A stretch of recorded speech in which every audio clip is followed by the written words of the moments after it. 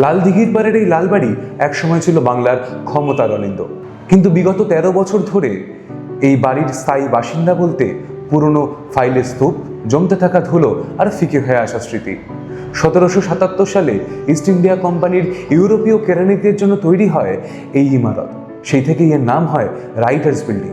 British সরকারের প্রধান প্রশাসনিক দপ্তর থেকে পশ্চিমবঙ্গ সরকারের মুখ্য সচিবালয়, এই ছিল আমাদের স্বাদের মহাকরণ।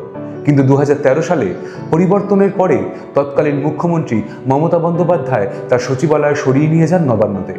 ভুতুরে বাড়ির মতো অন্তরালে পড়েছিল আমাদের সকলের প্রিয় রাইটার্স বিল্ডিং। নবনির্বাচিত সরকার প্রতিশ্রুতি দিয়েছে মহাকরণ থেকে নতুন সরকার চালানোর। এই সরকারের হাত ধরেই কি রাইটার্স বিল্ডিংয়ের ঋতগৌরব পুনরুদ্ধার হবে, নাকি ইতিহাসের বুকেই তার নাম লেখা থাকবে? নজর থাকবে সেই দিকে। আপাতত সঙ্গে থাকুন, সাবস্ক্রাইব করুন বাংলা টেক।